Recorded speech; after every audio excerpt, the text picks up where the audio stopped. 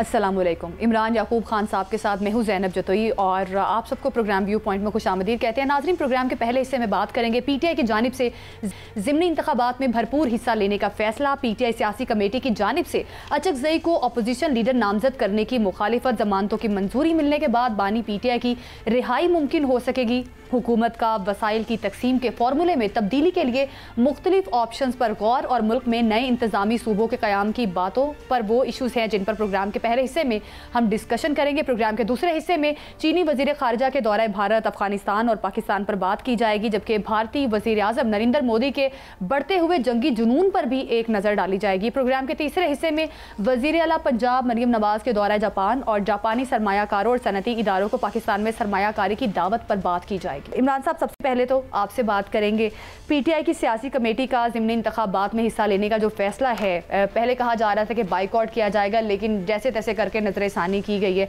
क्या लगता है इस फैसले के बाद क्या मुमकिन नतीजा देखते हैं आप ज़िमनी इंतखाबात में पीटीआई का? ये पीटीआई ने जो फैसला किया, जो नज़रसानी की इस फैसले पर, क्या लगता है ये अपनी सियासी पोजीशन को सस्टेन करने के लिए ये फैसला किया गया? बिस्मिल्लाहिर्रहमानिर्रहीम। देखें ज़ैनब, सबसे पहली बात तो ये है कि मैं ज़ाती तौर पर being a follower of politics ये समझता हूँ कि ये बहुत अच्छा फैसला है। उसकी बुनियादी वजह यह है कि किसी भी सियासी जमात को कोई भी गैर जमहूरी फैसला नहीं करना चाहिए। ये अलग बात है कि आपको इलेक्शन कमीशन पे कुछ इतराज़ात हों, आपको इलेक्शन प्रोसेस पे कुछ इतराज़ात हों, या आप उसका जो भी नतीजा है, लेकिन ये नहीं है कि आप मुखालिफ के लिए बिल्कुल जो है ना वो खाली छोड़ दें मैदान ही और ख़ुद ये कह दें कि जी हमने हिस्सा नहीं लेना। अब पीटीआई जो है उसके लिए, और मैं समझता हूँ दूसरी तरफ हुकूमत के लिए, दोनों के लिए अपनी साख बचाने का एक ये मुकाबला होगा। बिल्कुल। पीटीआई ये कोशिश करेगी कि वो अपनी जो मकबूलियत के दावे करते हैं, अवामी मकबूलियत के, उसको साबित करें इन सीटों पे दोबारा अपने कैंडिडेट को जितवा के। जबकि दूसरी तरफ हुकूमत की ये कोशिश होगी कि वो इन सीटों पे अपने उम्मीदवारों को जितवाए ताकि वो ये साबित कर सके और ये कह सके कि देखें जी इमरान खान का जो तिलस्म था वो अब टूट चुका है और अब पीटीआई का वोटर जो है उस तरह से इंटैक्ट नहीं है। अच्छा इमरान साहब, बानी पीटीआई की 9 मई के हवाले से 8 मुकदमात में ज़मानत जो है, इसको आप किस तरह से देखते हैं? क्या बानी पीटीआई की रिहाई के इम्कानात बढ़ते हुए नज़र आ रहे? हनूज दिल्ली दूरस्त। अच्छा। हाँ जी, ये अच्छी बात है, ज़मानतें हो गई हैं।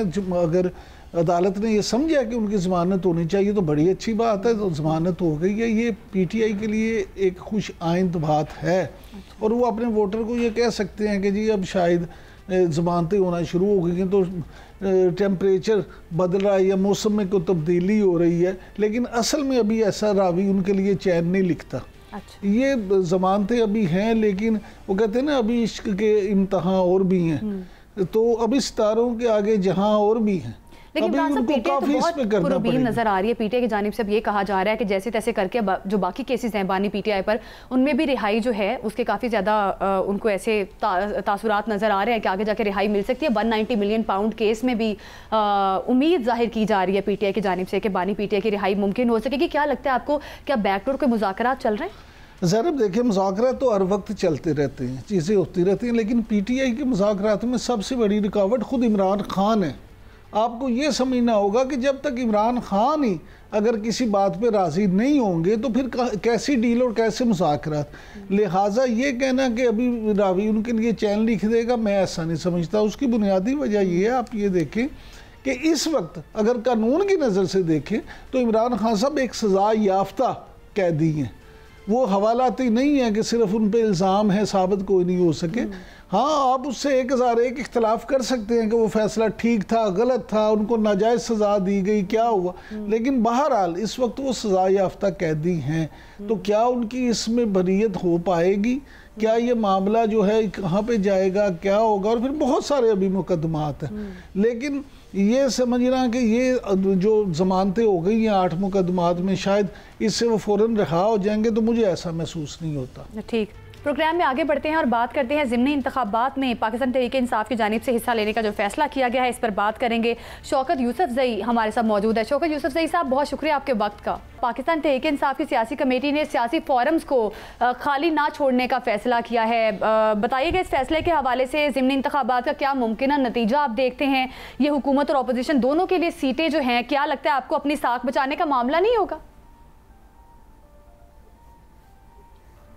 बिस्मिल्लाहिर्रहमानिर्रहीम, बहुत शुक्रिया। देखिए, मेरे ख्याल से ये बहुत ही अच्छा फैसला है अगर इलेक्शन कंटेस्ट कर लिया जाए। गो कि हमारे साथ ज़्यादतियाँ हो रही हैं। हमें पता है कि इलेक्शन रिजल्ट जो है पहले से चुराया गया। अभी भी कोई तवक्को नहीं है कि हमें फेयर इलेक्शन हमें करने दें, लेकिन फिर भी हमें मैदान खाली नहीं छोड़ना चाहिए इनके लिए। ये मेरा शुरू दिन से मौक़िफ़ था और अच्छा हुआ कि खान साहब ने पॉलिटिकल कमेटी को ये इख्तियार दिया और उन्होंने ये फैसला किया। तो देखिए, आपको याद होगा कि 85 के अंदर जब नॉन पॉलिटिकल बेस के ऊपर जब इलेक्शन हुए थे और बड़ी बड़ी पार्टियों ने बाइकआउट किया, तो फिर ऐसे लोग सामने आए जो बाद में इसी उसके लिए मसाइल बने सियासी निज़ाम के लिए। तो शौकत यूसुफ़ज़ई साहब, जिस तरह से पहले ज़िमनी इंतखाबात से बाइकआउट का आप लोगों ने फैसला किया, फिर अब कहा जा रहा है कि हम सियासी फोरम्स खाली नहीं छोड़ेंगे, हम ज़िमनी इंतखाबात में जो है हिस्सा लेंगे। तो अब जो एक और अहम इशू है, ये कहा जा रहा है कि महमूद खान अचकज़ई को अपोजिशन लीडर होने नामजद करने के हवाले से भी मुख्तलिफ आरा PTI में पाई जा रही है। तो ये कन्फ्यूजन जो है, इसके पीछे क्या वजह है? क्या लगता है आपको? महमूद खान अचकज़ई साहब को तो बानी PTI ने खुद नामजद किया है, तो पार्टी के अंदर चल क्या रहा है? क्यों कन्फ्यूज हैं आप लोग इतने? नो कन्फ्यूजन, कोई कन्फ्यूजन नहीं है। फैसले इमरान खान के ही चलेंगे। अगर उन्होंने कह दिया है कि महमूद खान अचकज़ई अपोजिशन लीडर होंगे, तो किसी को ये इख्तियार नहीं है कि वो अपनी कोई बात इस तरह इम्पोज कर सके। ठीक है, राय होती है। शौकत साहब, थोड़ा सा इस पे मेरा सवाल भी ले लें आप, क्योंकि माशाल्लाह एक पॉलिटिकल विजडम रखने वाले सियासी कारकुन हैं। ये फरमाइएगा कि महमूद खान अचकज़ई साहब जो हैं, उस पर PTI का तो इतराज़ जो है कि PTI के लोग ये चाहते हैं कि उनका अपना बंदा कोई लीडर बने, लेकिन क्या आप ये समझते हैं कि इस्टेब्लिशमेंट के लिए वो काबिल कबूल होंगे बतौर अपोजिशन लीडर? और क्या इस्टेब्लिशमेंट के साथ अपोजिशन इत्तेहाद के मामला बेहतर अंदाज में होता है करवा पाएंगे? देखिए, एक एक्सपीरियंस सियासतदान है, सीनियर है, काफ़ी असम्बलियाँ देख चुके हैं, लेकिन ये कि ये एक्सपीरियंस है और मेरे ख्याल से ये एक अच्छी बात है। यही तो जमहूरियत का हुस्न है कि अगर कोई बंदा डिलीवर कर सकता है और उसे अच्छा समझा जा रहा है, तो उसको ये इख्तियार देना चाहिए। गो कि उसकी पार्टी के इतने मेंबरान नहीं है कि बस खुद बन सके, लेकिन अगर PTI उनको नामजद कर रही है तो ये अच्छी बात होगी कि उनके लिए भी एक अपॉर्चुनिटी है। और दूसरा ये कि असम्बली के लिए भी, मुल्क के लिए भी एक वक़ार की बात है कि एक जेन्युइन लीडरशिप जो है वो आ जाए। अच्छी बात है। अगर इमरान खान अपनी अदम मौजूदगी में उनको अपोजिशन लीडर बना रहे हैं, तो मैं समझता हूँ कि एक अच्छा फैसला है। अच्छा सर, ये फरमाइएगा कि इस पे भी थोड़ी रोशनी डालें। जो खान साहब की ज़मानतें हुई हैं 8 मुकदमात में, तो PTI के बहुत सारे लोग तो इस पे जश्न मनाते नज़र आते हैं कि शायद खान साहब अब रहा होने वाले हैं, लेकिन बतौर एक जर्नलिज्म के तालिब इल्म के मैं ज़ाती तौर पे ये समझता हूँ कि अभी हनूज़ दिल्ली दूरस्त, अभी बहुत सारे मामलात हैं। आपका वजदान क्या कहता है? नहीं, देखिए, हमें तो पता है कि इतनी जल्दी रिहाई तो मुमकिन नहीं है, क्योंकि 300 के करीब मुकदमात हैं और जो जश्न मनाने का मकसद ये हरगिज़ नहीं था कि वो रिहा हो रहे हैं, लेकिन जो जुल्म ज्यादती होती रही है। आप देखें, ये जो कल का फैसला है, ये तो लोअर कोर्ट्स का फैसला होना चाहिए था ना, लेकिन लोअर कोर्ट्स ने किया। फिर आप देखें कि हाई कोर्ट ने नहीं किया, तो बिला आखिर वो फैसला जो लोअर कोर्ट ने करना था वो सुप्रीम कोर्ट ने कर दिया। तो ये एक बात थी, अदरवाइज तो ये। और एक चीज अभी PTI के लिए बहुत सारे और भी चैलेंजेस। एक मिनट, इस वक्त फैसले ये क्या कहते हैं, समाअत हो नहीं रही है। अगर समाअत जल्दी हो जाती ना और ओपन ट्रायल हो जाता, तो ये सारे केसेस डिस्पोज ऑफ हो जाते। बदकिस्मती है कि समाअत की डेट बार मुलतवी होती जा रही है, जिसकी वजह से आप देख रहे हैं डिले हो रहा है, सारा इंसाफ मिलना भी डिले हो रहा है। शामोद कुरैशी 2 साल तक जेल में रहे, अब उनको कहते हैं जी वो बेगुनाह है, तो 2 साल जेल में क्यों रखा गया? मतलब ये देखें, जमानत लेना हर मुल्जिम का हक बनता है कि जब तक एक चीज साबित ना हो जाए, जब ट्रायल चल रहा होता है, तो उसको पूरा हक मिलता है कि वो अपने वकील से मिले, अपने खिलाफ जो मुकदमा बना है उसको लड़े। तो ये उसका हमने देखा है, बिल्कुल आपकी बात बिल्कुल दुरुस्त है, लेकिन अभी एक और पॉइंट भी है कि हमने देखा है कि जब भी सियासतदानों के लिए हमेशा सियासी डायलॉग से कोई ना कोई रास्ता निकलता है। मुज़ाकरात जो है उस पर भी कहा जा रहा है कि महमूद खान अचकज़ई जो हैं वो बड़ा अहम रोल प्ले करेंगे। क्या लगता है मुज़ाकरात के जरिए कोई रास्ता निकल सकता है, और क्या आप लोग संजीदा हैं मुज़ाकरात को लेकर? कोई मुज़ाकरात के लिए कोई रास्ता बनता है, तो आप लोग संजीदा है? मेरे ख्याल से अभी ये चीज़ें काफ़ी दूर हैं कि जो अपोजिशन लीडर बनेंगे और आगे उनका क्या कोई हिकमत अमली बनाई है आप लोगों ने? ये हिकमत अमली नहीं देखें, ये मुज़ाकरात की बात तब हो सकती है कि जब आपके मुल्क के माहौल आपके लिए साजगार हो, आप समझते हैं कि हाँ ये मुल्क के माहौल जो सियासी इस्तेकाम है और सियासी बातचीत हो सकती है, उसको वजन दिया जा सकता है। लेकिन यहाँ तो देखें, एक पार्टी को दीवार से लगाया जा रहा है। 27 महीने बाद अली खान के बेटे को गिरफ्तार किया जाता है कि जी ये भी 9 महीने मुलविस है। अब ये कौन सा तुक बनता है, ये कौन सा कानून है? ये जो हालात इस वक्त मुल्क के चल रहे हैं, आप देखें लोगों को अभी भी उनके खिलाफ मुकदमे बन रहे हैं, हमारे वर्करों के खिलाफ फांसी आज़ादी नहीं मिल रही है, कोई पुरअमन एहतजाज करने की इजाजत नहीं मिल रही है। तो ये बहुत सारी चीजें हैं। तो जब तक माहौल नहीं बनेगा, और मैं समझता हूँ कि माहौल बनना चाहिए। शौकत यूसुफ साहब, माहौल तो ज़रूर बनना चाहिए, लेकिन आप का शुमार उन लोगों में होता है जो भले ही अपनी हुकूमत पे भी तनकीद करना पड़े तो ज़रूर करते हैं जहाँ कोई मुस्बत तनकीद की बात होती है।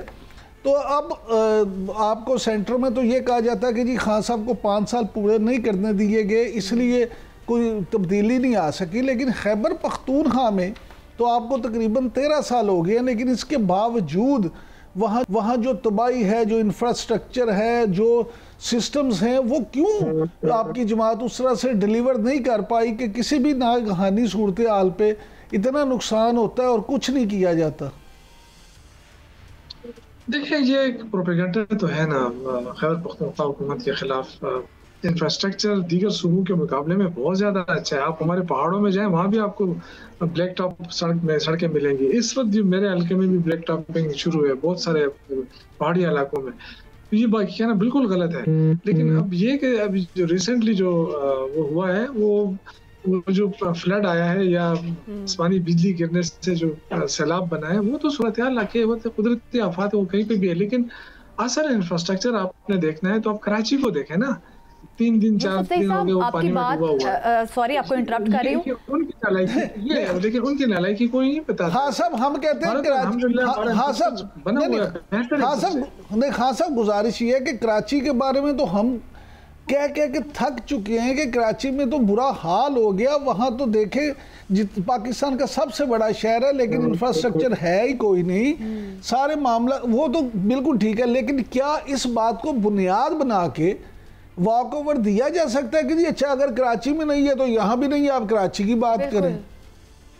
नहीं देखिए, मसला ये है ना कि अगर आप आ जाते हैं यहाँ पे, अगर आपको विजिट करना है, मैं आपको विजिट करा दूं कि खैबर पख्तूनख्वा का जिस जिले का आप इंतखाब करें, आ जाए, वहाँ का इंफ्रास्ट्रक्चर देखें और पंजाब के किसी देहात जिले का इंफ्रास्ट्रक्चर देखें या आप सिंध का देखें, आपको बहुत बड़ा डिफरेंस नजर आएगा। यही तो असल इशू है, क्योंकि यहाँ पे हमारी जो हुकूमत है, मैं अभी भी परसों भी मैं सीएम साहब के साथ लगा था कि आप मीडिया के ऊपर भी थोड़ा फोकस करें, क्योंकि हमारे तरफ से कोई परसेप्शन बनाने की कोई वो कोशिश ही नहीं हो रही है। एक सेहत कार्ड का मुकाबला कोई सूबा नहीं कर सकता। आप देखें ना, liver transplant, bone marrow transplant, kidney transplant और दिल का ऑपरेशन, ये सारा जो है ना वो एक सेहत कार्ड में दे दिया गया है और रोजाना की बुनियाद पर कितने लोगों का फ्री इलाज हो रहा है। तो मेरे ख्याल से देखें, ये बहुत बड़ी बात है। फिर सीनियर सिटीजन्स के लिए अलग फैसिलिटीज अनाउंस हुई हैं और ठीक है, गवर्नमेंट की जानिब से जो है वो यकीनी तौर पे कोशिश की जा रही है सूबे में ताकि बेहतर से बेहतर काम किया। बहुत शुक्रिया आपका शौकत यूसुफजई साहब, आप हमारे साथ मौजूद थे और हमें बता भी रहे थे। इमरान साहब, ये जो शौकत यूसुफजई साहब ने बात की है कि कुदरती आफात आई हैं, प्रोपेगेंडा किया जा रहा है, केपी में तो बहुत अच्छा इंफ्रास्ट्रक्चर है, बहुत काम हो रहा है, तो जो लोगों ने, जो दुनिया ने देखा, जो केपी में सैलाब से जो तबाही मची, आपको नहीं लगता कि इसे अगर पहले गवर्नमेंट को इकदाम कर लेती, अगर हम कुदरती आफात का बहाना करके इसको इसके साथ नथी कर दें कि कुदरती आफात आई, इस वजह से ये सब कुछ हो रहा है, तो ये जो प्रोपेगेंडा वाली टर्म उन्होंने इस्तेमाल की है, इसको आप किस तरह से देख रहे हैं?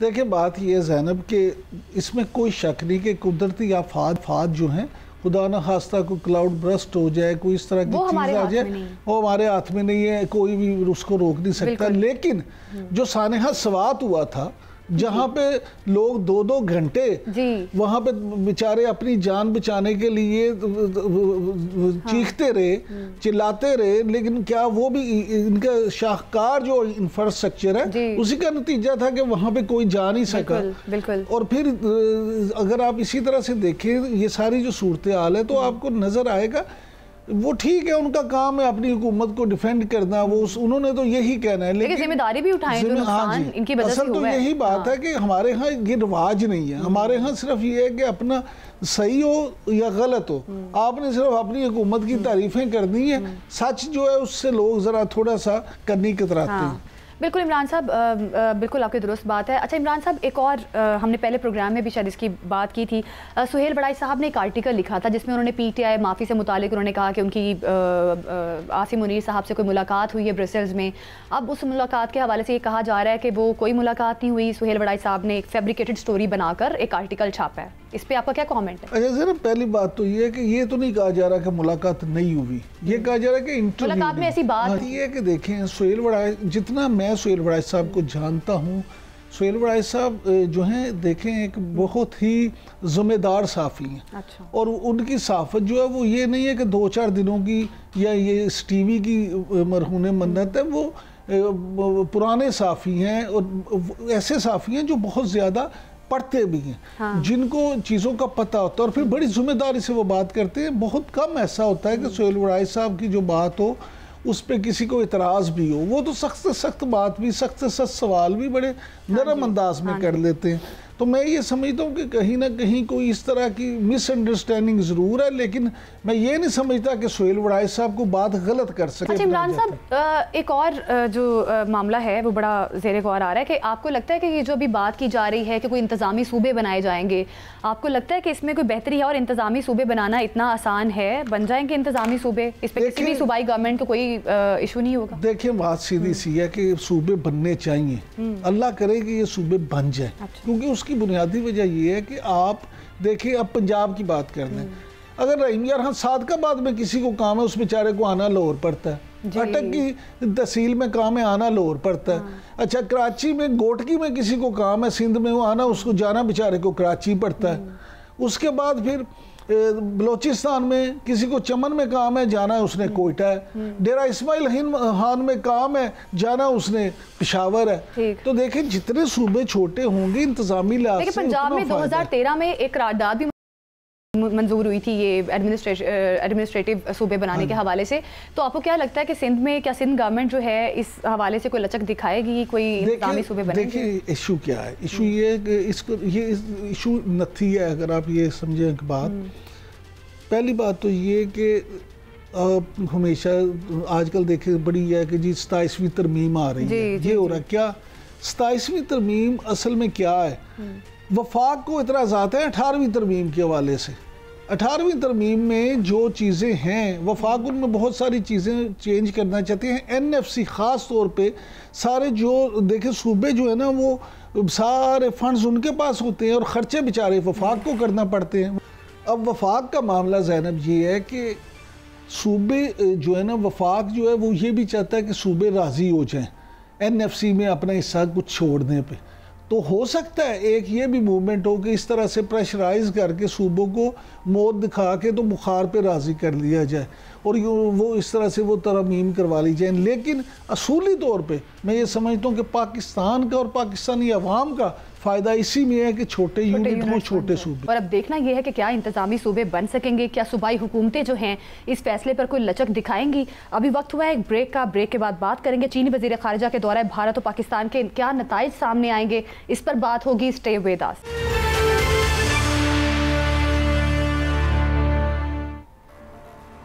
Welcome back. चीनी वज़ीर ख़ारिजा ने पाकिस्तान में वज़ीर आज़म शहबाज शरीफ और फील्ड मार्शल आसिम मुनीर से मुलाकात की है और इस मुलाकात के हवाले से हम प्रोग्राम में आज बात करेंगे। हमारे साथ मौजूद हैं ब्रिगेडियर रिटायर्ड वक़ार खान साहब जो कि दिफाई तज्ज़िया कार भी हैं। बहुत शुक्रिया आपका वक़ार खान साहब आपके वक्त का। क्या लगता है आपको चीनी वज़ीर ख़ारिजा की जानिब से पहले भारत का दौरा किया गया, अब पाकिस्तान का दौरा किया और पाकिस्तान में वज़ीर आज़म से मुलाकात हुई, इसहाक डार फील्ड मार्शल आसिम मुनीर से उनकी मुलाकात हुई है, किस तरह से आप देखते हैं, क्या असरात और नताइज आप इस मुलाकात के देखते हैं? जी thank you very much. Basically जो इनका अब कह लें पूरे साउथ एशिया का टूर था, अफगानिस्तान भी साउथ एशिया में काउंट होता है, और भारत पहले गए और उसमें एक इनविटेशन था एससीओ का, आए थे उन्होंने था। दूसरा उनका कोई बॉर्डर जो इंडो चाइना बॉर्डर है उसका आपको पता है 3,500 किलोमीटर जो है unmarked border, longest border in the world है। तो उस पर कोई I think India wanted to discuss. बाकी इंडियन मीडिया ने इसको खूब उछाला बेसिकली ट्रम्प को बताने के लिए कि हम कोई बड़ा नया ब्रेक थ्रू कर रहे हैं। आज मैं देख रहा था सोशल मीडिया में लोगों ने कंपेयर किया था बॉडी लैंग्वेज जो है कि जब अजीत डोवल के साथ मिले वो और यहाँ पे सागदार साहब के साथ मुलाकात है, बाकी लीडर के साथ, तो बड़ा फर्क है। मेनली आई थिंक इसमें भारत की तरफ से ज्यादा है, आप कह लें एफर्ट है कि जी थोड़ा हम शो करें वेस्टर्न ब्लॉक को कि हमारे पास ऑप्शन है। और 10 दिन पहले इनका जो है deputy chief of army staff जो था वो ब्रीफिंग में कह रहा था जी कि वन फ्रंट 3 एडवर्सरीज, और चाइना को बड़ा ब्लेम कर रहे थे। चाइना डैम भी बना रहा है चाइना, उसके बाद अरुणाचल प्रदेश पूरा डिमांड कर रहा है साउथ तिब्बत। तो अभी विक्टर गॉ का इंटरव्यू देख रहा था, आई थिंक इसी दौरे के दौरान हुआ, जी उसको we are not going to leave. तो ये भारत ने तो एक इंप्रेशन दिया, लेकिन आई थिंक जो पाक चाइना रिलेशनशिप है that is I think beyond any other relationship जो है। हाँ साहब, मैं इसी वाले से आपसे जानना चाह रहा था। देखें, इंडिया तो जो मर्जी पॉज करता रहे, पूरी दुनिया को पता है, लेकिन मैं आपसे ख़ास तौर पे ये पूछना चाह रहा हूँ कि देखिए मार्का हक और बयानुल महसूस के दौरान पाकिस्तान ने जिस तरह से चीनी टेक्नोलॉजी का इस्तेमाल किया कामयाब, और चीन ने भी साबित किया एक दफ़ा फिर कि वो हमारा वाकई ही हमारी दोस्ती जो हिमालय से भी बुलंद तरीन है। तो अब फील्ड मार्शल से जो मुलाकात हुई है जनरल आसिम मुनीर साहब से, तो इसमें बारे में भी बड़ी खबरें हैं कि जी टेक्नोलॉजी पे बड़ी बातें हुई और चीन जो है पाकिस्तान को मज़ीद, पाकिस्तान के दिफा को नाकाबिल तस्खीर बनाने के लिए मज़ीद टेक्नोलॉजी देगा और ये चीज़ें, इसमें ज़रा सा बताएं हमें खुशखबरी क्या है, पाकिस्तान मज़ीद क्या करने जा रहा है चीन के साथ? ये डेफिनेटली इसमें आई थिंक जो डिफेंस रिलेटेड, एक तो आपको पता है पाकिस्तान जो अनाउंस किया है आर्मी रॉकेट फोर्सेस कमांड जो है साफ ज़ाहिर उसके अंदर बड़ी जहद की एक मजबूत रॉकेट फोर्स तैयार हो रही है। उसमें डेफिनेटली चाइना पाकिस्तान की कोलैबोरेशन भी हो सकती है, स्पेशली जो हाइपरसोनिक मिसाइल सिस्टम है, बिकॉज ये एक ऐसा सिस्टम है जो फिर आई थिंक विद इन जो सेकंड जो है भारत के किसी भी इलाके में पहुंच सकता है। दूसरा आई थिंक लास्ट टाइम हमने बात की थी HQ-19 सिस्टम है, इस पर आई थिंक काफ़ी एडवांस खबरें चल रही हैं जो कि ऑलमोस्ट इंटायर इंडिया को आई थिंक कवर करेगा राइट अप टू कलकत्ता। कि अगर उनकी एक तेजपुर में इनकी एयर बेस है आसाम में, अगर वहाँ पे भी लेट्स से कोई जहाज उड़ता है तो यहाँ से आप शूट डाउन कर सकते हैं। इसके अलावा जो है I think there going to be more joint exercises जो एक ट्रायंगल बनती है पाकिस्तान, भारत और चाइना की सियाचिन के मुकाम पे, तो वहाँ पे आई थिंक हमेशा कोलैबोरेशन रही है। उसके अलावा आपने देखा है PNS हंगूर जो है हवाले की गई पाकिस्तान के, ये ड्यूरिंग विजिट था जब उनके फॉरेन मिनिस्टर चाइना गए हुए थे, चाइना से इंडिया गए थे, तो उसके दौरान हवाले की गई और बड़ी I would say multi dimensional submarine है। उसके अलावा आई थिंक ड्रोन्स हैं, हाईटेक ड्रोन जो है वो आ सकते हैं। और फिर अभी चूंकि J-35 पे पूरी क्लैरिटी के साथ इंफॉर्मेशन अवेलेबल नहीं है, लेकिन मोस्ट प्रोबेबली J-35 की बात भी हो रही है कब इंडक्ट किया जाएगा। अच्छा सर, ये फरमाइएगा, I think this will strengthen Pakistan defence. Brigadier साहब ये फरमाइएगा कि अग्नि 5 का तजर्बा किया इंडिया ने, तो पाकिस्तान उसके जवाब में क्या करेगा ये भी बता दें, ये भी खुशखबरी आज सुनाई दें कौम को। जी देखिए, मैं तो आज उस प्रोग्राम था, यही सवाल मेरे से हुआ इनके टाइम्स नाउ पे, और वो बड़ा उसको आई थिंक अग्नि 5 की वो कर रहे थे तारीखें नॉर्दर्न। मैंने कहा यार इससे आप 2017 में हमने अबाबील का ट्रायल कर लिया था 2017 में, विच इज ऑलमोस्ट मैचिंग आप कह लें आई वुड से कैपेबिलिटी है अबाबील की। ठीक है रेंज लाइक 200, लेकिन MIRV है और ये स्पेस से एंटर होता है और मल्टीपल टारगेट्स को हिट कर सकता है। तो अभी वो आई थिंक एक तो उस पे बहुत ज्यादा परटर्ब होने की range doesn't matter India Pakistan, नहीं, लेकिन सुना शाहीन 4 भी आ रहा है जी। अभी वही मैं उस तरफ आ रहा था कि ये तो था हमारा जो मल्टीपल MIRV जो बेसिकली कहते हैं, जिसमें मल्टीपल टारगेट्स को कैरी कर सकता है, स्ट्राइक कर सकता है, री एंट्री व्हीकल है। जो शाहीन 4 है जिस which will be advance version of Shaheen 3, I am sure going to have more advance range. उसकी जो पेनिट्रेशन पावर है वो भी मैच करेगी अग्नि 5 को। बेसिकली अग्नि 5 को they are showing as bunker buster, और के जी न्यूक्लियर मिसाइल साइट्स को कोई 80 मीटर तक हिट कर सकेगा। ये तो जब वक्त आएगा तो वो बताएगा। बाकी अगर आप आई थिंक ओवरऑल देखें, जो पाकिस्तान की अनाउंसमेंट है, Pakistan army rocket forces command, ये सबसे बड़ी चीज है कि इंशाल्लाह कश्मीर से लेके कराची तक एक पूरी वॉल होगी मिसाइल्स की। और आई वुड से कि विद इन मिनट्स जो है भारत का कोई शहर नहीं होगा, कोई बेस नहीं होगा, कोई कमर्शियल हब नहीं होगा जो पाकिस्तान के निशाने पे ना हो। और नेक्स्ट टाइम आई थिंक लड़ाई जो है आई वुड से कि पाकिस्तान रैप अप कर देगा विद इन 24 आवर्स अगर जरूरत पड़ी तो। I think there is a huge capability of missiles. हमने तो डिस्प्ले ही नहीं किया था जो हमारे पास लेट्स से बड़े मिसाइल्स हैं अभी तक। तो आपने देखा फतह सिस्टम ही लॉन्च किया गया, लेकिन if you look at the cruise missile systems हैं, उसके अलावा जो है अभी बात हो रही है शाइन 3 और शाइन 4 की, और उसमें डेफिनेटली कैपेबिलिटी भी बढ़ेगी। फिर हाइपरसोनिक मिसाइल सिस्टम इंडक्ट हो रहे हैं, तो इंशाल्लाह ताला it will be a matching response. और मेरे ख्याल में अगर भारत मिलते करता हुआ चाइना के पास गया है तो आई डाउट इट कि अभी अगला राउंड खेलेगा, बिकॉज अदरवाइज उसका सर्वाइवल खतरे में पड़ सकता है। ठीक, भारत की जानिब से तो ब्रिगेडियर साहब ये तासुर भी दिया जा रहा है कि शायद चाइना जो है वो भारत के करीब जा रहा है और चाइना की बड़ी बेहतर आगे कोई शराकतदारी, कोई दोस्ती जो है वो देखने में आ रही है। वो तो प्रोपेगेंडा कर रहा है भारतीय मीडिया किसी तरीके से। ये उसको बिल्कुल वे कर ले। मैं वही कह रहा हूँ ना कि देखिए हमारा मल्टी डायमेंशनल रिलेशनशिप रहा है, अमेरिका के साथ कभी खराब नहीं हुआ। एक नई ओपनिंग जिसमें थोड़ा गर्म जोशी है और बाकी चीजें बढ़ी। बाकी इंडिया के देखिए बड़े मसले मसाइल हैं चाइना के साथ, और कोई ऐसी कमिटमेंट नहीं की गई। विक्टर गॉ ने कहा जी कि जो अरुणाचल पे क्लेम है will not leave, Dalai Lama का इशू है, उसके बाद डैम्स का इशू है, और उसने यहाँ तक कहा जी कि अगर आप ये अरुणाचल प्रदेश या साउथ तिब्बत नहीं छोड़ते तो फिर गैंजेस रिवर तक लड़ाई होगी। तो वो चाइना आर वेरी क्लियर। बाकी ठीक है, चलता रहेगा, थोड़ा इनको पैम्पर करेंगे जी। अच्छा ब्रिगेडियर साहब, अज़रबैजान ने जो पाक फजाइया से ट्रेनिंग की बात की है, अमली तौर पे सीखने की ख्वाहिश का इजहार किया है, तो आप क्या समझते हैं कि पाकिस्तान को इस हवाले से ताउन करना चाहिए और पाकिस्तान ताउन करेगा? अच्छा, एक तो आई एम श्योर आपको हिस्ट्री पता होगी कि अज़रबैजान की actually I have also visited, एक दफा हम अपने स्टडी टूर के सिलसिले में गए थे।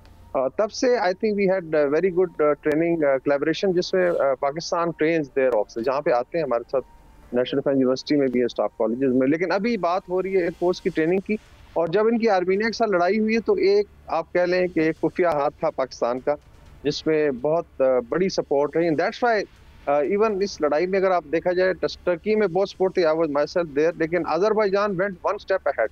और जिस तरीके से उन्होंने आई थिंक पजीराई की है पाकिस्तान की, एंड द रीजन इज कि पाकिस्तान बुरे वक्त में काम आया। तो अभी बुनियाल मरसूस के बाद या मार के हाथ के बाद तो चीजें बहुत चेंज हो चुकी हैं। मैंने कहा एक बी लाइन लगी, साउथ अफ्रीका है, बाकी ममालिक हैं, गल्फ वाले हैं, even American want to know, और स्पेशली यहाँ मल्टी डोमेन वॉरफेयर की बात हो रही है। इस पे हम लोगों ने भी एक पेपर लिखा था 2020 में, जो एयरफोर्स ने भी करके दिखाया है कि ये जो नई लड़ाई है, नया वॉरफेयर है, मोज़ैक वॉरफेयर, इसके लिए I think people want to seek help training from Pakistan, और Azerbaijan is a brother country definitely. और ये एक मॉडर्न वॉरफेयर है जो आई थिंक नेटो और किसी हद तक आप कह लें रशियंस और चाइनीज को समझ है इसकी, या पाकिस्तान को। तो आई एम श्योर उससे पाकिस्तान। अच्छा सर, ये फरमाइएगा कि इकोनॉमिस्ट ने जो आर्टिकल इकोनॉमिस्ट में छपा है उसके मुताबिक पाकिस्तान ने अमेरिका पर जोर दिया है कि जो 2021 में अफगानिस्तान से इनखला करते वक्त वो हथियार यहाँ छोड़ गए थे, उनकी वापसी के लिए मुसर इकदाम करे। तो आप क्या समझते हैं कि इस पे अमेरिका को रद्द-ए-अमल देगा या अमलन कुछ करेगा? ये है तो ये डिफिकल्ट है, लेकिन देखिए एक मॉरल प्रेशर तो है, बिकॉज $7 अरब का स्पेशली स्मॉल आर्म छोड़ा गया। क्या अमेरिकन ये ले जा नहीं सकते थे? What was the design? अभी अल्लाह मालिक, अल्लाह वल्लाह आलम। बेसिकली तो it was to keep the region destabilize, और उसके बाद ऐसा प्रोलिफरेट हुआ है कि चाहे ईरान हो, सेंट्रल एशिया हो, पाकिस्तान में तो बहुत ज़्यादा टारगेटिंग होती है। वो सारा असला जो है अमेरिकन इस्तेमाल हो रहा है, और उसमें डेफिनेटली जो ओनर्स है अमेरिकन गवर्नमेंट पे है। और अभी जो आपने देखा है कि काउंटर टेररिज्म पे जो कोऑपरेशन हो रही है, उसके अंदर प्रॉब्ली इस तरफ चीज़ें जा सकती हैं। अमेरिकन का अभी भी एक लीवरेज है वहाँ तालिबान के साथ, क्योंकि अभी भी सबसे बड़ी फाइनेंशियल एड वहीं से आती है। तो इस सिलसिले में आई थिंक कम अज़ कम जो कंट्रोल है वहाँ पे कि प्रोलिफरेशन ना हो, उस हद तक कोऑपरेशन की जा सकती है। बट लेट्स सी कि कितना प्रेशर तालिबान पे डाला है। बड़ी चीज़ है कि जो पाकिस्तान, चाइना और अफगानिस्तान की अभी बीट हुई है काबुल में, that is I think significant, जो मेन आई थिंक फैक्टर बनेगा for controlling terrorism in Pakistan and also bringing Afghanistan to main stream. और आई थिंक तालिबान को भी समझ आ गई है कि इस तरीके से नहीं चला जा सकता। बहरहाल जो उनके आई थिंक लूज एलिमेंट्स हैं, चाहे वो फितना और हिंदुस्तान है, दहशतगर्दी को पहले तो एलिमिनेट करना खत्ते से बहुत जरूरी है, चाहे ताकि सीपैक पर भी तभी काम किया जा सकता है। अच्छा, अमेरिकी अखबार वाशिंगटन टाइम्स ने पाकिस्तान के फील्ड मार्शल आसिम मुनीर को मर्द आहन करार देते हुए लिखा है कि अमेरिका के साथ पाकिस्तान के स्ट्रेटेजिक ताल्लुकात जनूबी एशिया के सियासी और सिक्योरिटी के हवाले से एक बासर शख्सियत के तौर पर देखा जा रहा है आसिम मुनीर साहब को, और ये भी कहा जा रहा है कि जनूबी एशिया में अमेरिकी सदर ट्रंप के नए स्ट्रेटेजिक पार्टनर बन सकते हैं। इस पर आपकी क्या राय है? जिसमें आई थिंक एक तो जो पॉलिसी शिफ्ट है, मेनली आई ऑलवेज से कि these are all after shocks of बनियान मखसूस या मार्का है कि आफ्टर शॉक्स है। भारत को तो समझ आ गई जिस तरीके से उसको डिस्कार्ड किया जा रहा है। अभी अमेरिका को, it's not only president Trump, I think American establishment जो अगर आप देखें, चाहे उनके सेक्रेटरीज हैं डिफरेंट लेवल पे, डिफरेंट मिनिस्ट्रीज के, या उनके थिंक टैंक्स है, अभी न्यूज़पेपर लिख रहे थे, वेरी जेन्युइनली फील कि ये आई think this was a I would say dead horse जिसके ऊपर बेट लगाएगी, और पाकिस्तान को लूज नहीं किया जा सकता because of its importance as a security enabler, security provider. तो definitely there are so many area जहाँ पे कोलैबोरेशन हो सकती है, और उसमें I think field marshal Asim Munir हमारी मिलिट्री लीडरशिप का बहुत बड़ा रोल रहा है। एक तो पाकिस्तान को इस तरीके से स्टेयर किया गया, और दूसरा दुनिया को दिखाया गया कि कॉन्फिडेंटली मिलिट्री डिप्लोमेसी कैसे काम करती है। आपने खुद देखा इस तरीके से उनको खाने पे मदऊ किया है, जो बिल्कुल अनप्रेसिडेंटेड है। प्रेसिडेंट्स तो जाते रहे, लाइक जनरल मुशर्रफ थे, general Ayub Khan, but not an army chief. तो उस लिहाज से I think this was very unique moment, और definitely American also weigh in that sense. तो अगर आप देखें ताल्लुकात रखने में, चाहे वो चाइना हो, रशिया हो, बड़ी पावर्स हैं, मिडिल ईस्ट है, America, we have to move in all direction. और उस लिहाज से खुश आइंद है कि पाकिस्तान की मिलिट्री लीडरशिप को रिकग्नाइज किया गया है एज रेजोल्यूट, स्ट्रॉन्ग और enabler of security in the region South Asia. अच्छा ब्रिगेडियर साहब, ये फरमाइएगा कि सी पैक जो है वो क्योंकि इस खित्ते के लिए ना सिर्फ बड़ा ज़रूरी है, बल्कि इस पे चीन जो है उसका बहुत ज़्यादा कंसर्न भी है। तो अब अफ़गानिस्तान से जो वो होके आए हैं वज़ीर ख़ारजा, तो उसमें यह भी कहा जा रहा है कि क्योंकि अब सी पैक उन्होंने अफ़गानिस्तान में तक बढ़ा दिया और वो वस्त एशियाई रियासतों तक जो है वो वन बेल्ट रोड लेके जाना चाहते हैं, सिल्क रूट और ये सारे मामला। तो क्या आपने ये समझते हैं कि इस सारी सूरत हाल में चीन जो है वो अपना किरदार इस तरह से अदा करेगा कि अफ़गानिस्तान और पाकिस्तान के जो ताल्लुकात हैं वो पहले से कहीं माजी की तरह बहुत बेहतर हो जाएंगे? बिल्कुल, चीनी वज़ीर ख़ारिजा ने ख्वाहिश का इजहार भी किया है कि सी पैक को अपग्रेड किया जाए। जी, आई थिंक इसमें अभी कन्वर्जेंस है, स्पेशली पाकिस्तान और चाइना की। और देखें, तालिबान ने करके देख लिया। मैं हमेशा कहता था कि नेगेटिव लीवरेज है, दो ही है, कि एक है टेररिज्म करेंगे पाकिस्तान में, दूसरा ये है कि आप लेट्स से एक प्रॉक्सी बन के पावर जो पाकिस्तान के खिलाफ है, भारत के साथ दोस्ती कर लेंगे। ये उन्होंने करके देख लिया, इसका काम नहीं आया, बिकॉज डायनामिक्स बड़ी डिफरेंट है। अभी मार्का हक के बाद बहुत ज्यादा चेंज हुई है। मैं हमेशा कहता हूँ कि टेररिस्ट ऑल्सो रियलाइज कि उनके बाप को जब फेंटी पड़ी है भारत को, तो अभी उनका कौन परेशान हाल होगा। Taliban has also seen it. देखें, ये लड़ाई सब ने देखी है। फिर चाइना ने आई थिंक ये जो इनिशिएटिव लिया है सी पैक की एक्सटेंशन का, this is a very good I think way of convincing them कि आप नॉर्मल स्टेट बन के रहें, और विन विन सिचुएशंस में आपको ज्यादा, अगर डॉलर्स की सिर्फ बात है तो you can earn billions of dollar अगर आप ट्रांजिट रूट देते हैं और हिस्सा बनते हैं। तो मेरे ख्याल में एक रियलाइजेशन है, एंड मोस्ट प्रोबेबली फितनल हिंदुस्तान, फितनल फारिस पे बहुत बड़ा इम्पैक्ट आएगा। एक तो अमेरिका ने डिक्लेयर कर दिया उनके कुछ हिस्सों को एज टेररिस्ट, और दूसरा जब चाइना प्रेशराइज कर रहा है, तो मेरे ख्याल में Afghanistan Taliban will now have lesser I would say room for these entities जो है, और ये एक बड़ा ज़रूरी अमल है। बाकी आई थिंक इनके साथ पाकिस्तान मिलिटरी लड़ेगा, यहाँ पे क्रश किया जाएगा, सेफ हेवन्स अभी ख़त्म होंगी। आई एम श्योर इसका ये इम्पैक्ट आ सकता है कि आहिस्ता आहिस्ता अफगान तालिबान रियलाइज करें कि इसमें कोई फ़ायदा नहीं है, बिकॉज इस लीवरेज का लेट्स से कितने डॉलर वो बना लेंगे। Ultimately if they coordinate cooperate तो उसमें बहुत ज़्यादा फ़ायदा है उनका भी, अफगान अवाम का, then they can have their government, उनकी रिकग्निशन भी हो सकती है। अच्छा ब्रिगेडियर साहब, अब ये खबरें भी आ रही हैं कि मार्को रूबियो जो हैं अमेरिकी वज़ीर ख़ारजा, उनका दौरा पाकिस्तान भी मुतवक्को है। हाँ। और पाकिस्तान और अमेरिका के जो मामला थे वो भी मज़ीद बेहतरी की तरफ जा रहे हैं। तो आप क्या समझते हैं, अक्टूबर या नवंबर में अगर वो यहाँ आते हैं तो उससे भी खित्ते में जो ताकत का तवाज़न है उसमें पाकिस्तान का पलड़ा भारी होगा? जी आई थिंक ये बड़ा मेजर शिफ्ट होगा। देखें, जब आए थे मौके रूबी साहब, इवन हमारे अपने बड़े तहफ़्फ़ुज़ात थे, he had very strong views on South Asia. By and large वो एक बड़ी डिफरेंट नज़र से देखते थे। और अभी आपने देखा है कि जब प्रेसिडेंट ट्रंप ने अपनी पॉलिसी शिफ्ट किया, and then US establishment is also helping.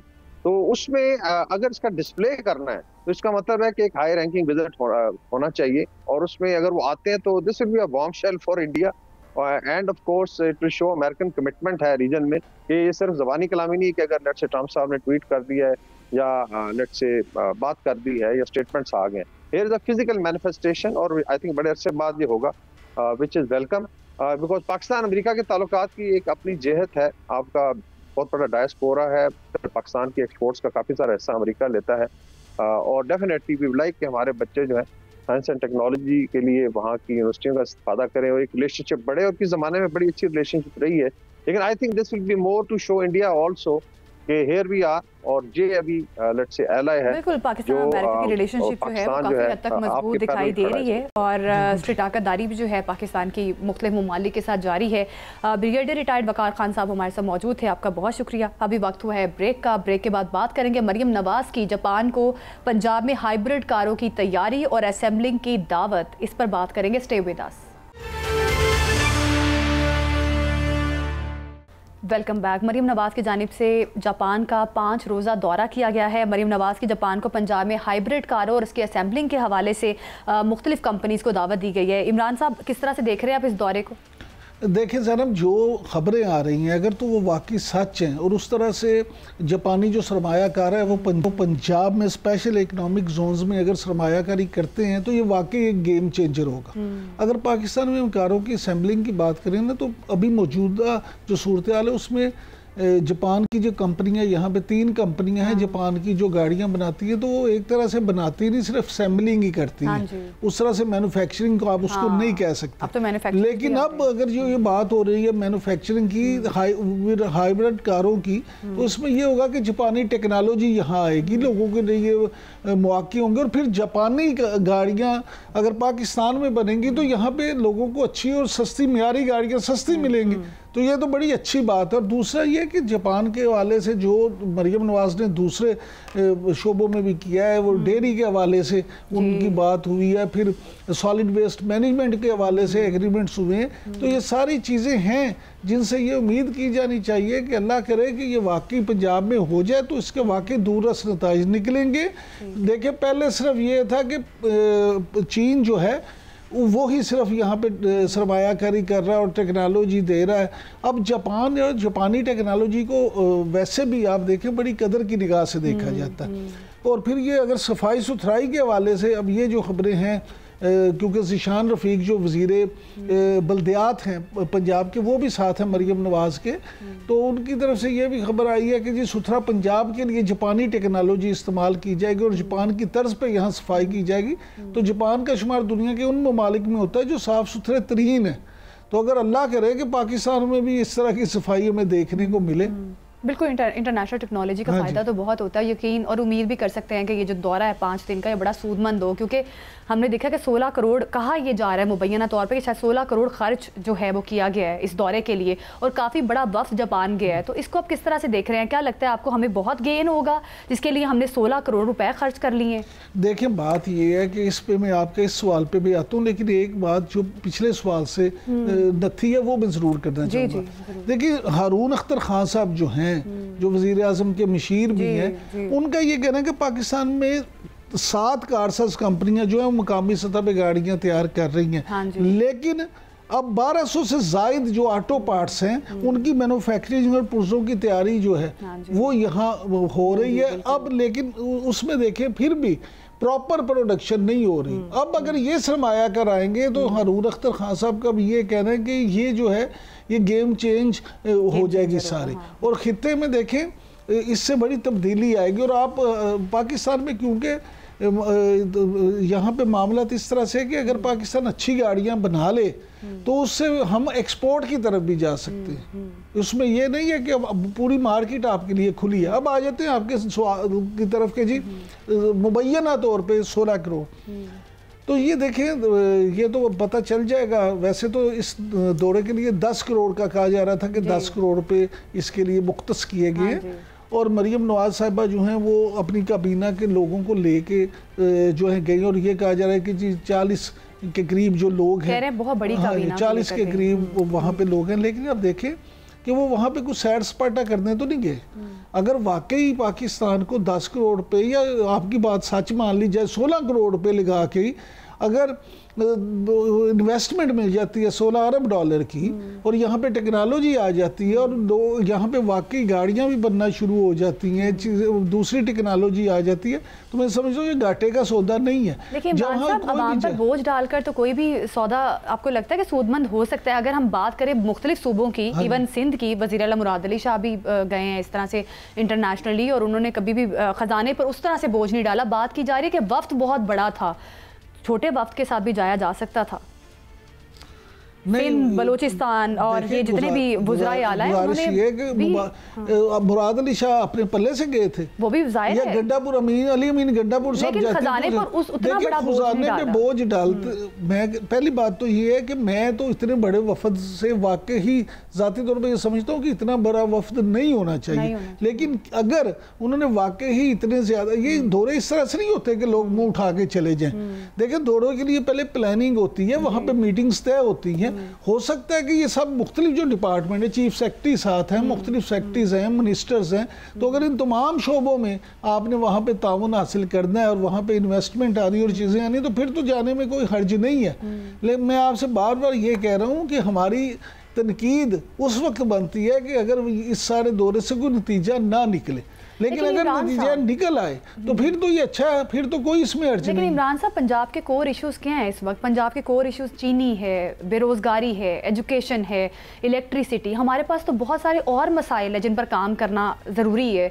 अब जो गरीब आदमी है उसको बड़े बड़े पावर प्लांट्स तो नहीं चाहिए। गरीब आदमी तो देखता है उसकी जो बेसिक नीड है उसकी तरफ देखता है। ये कहा जा रहा है कि अगर 16 करोड़ रुपए ऐसे बजट्स पर खर्च करेंगे। ज़ैनब, पहली बात ये है कि अभी तक 16 करोड़ रुपए का फिगर कंफर्म नहीं है, पहली बात।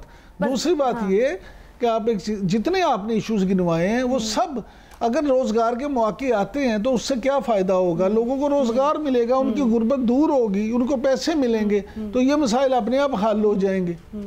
अब ये तो नहीं है कि आप कहीं जाएं ना, जापान वाले खुद आ जाएं यहाँ और कहें जी तुसी आए नहीं, लो असी आप आ गए।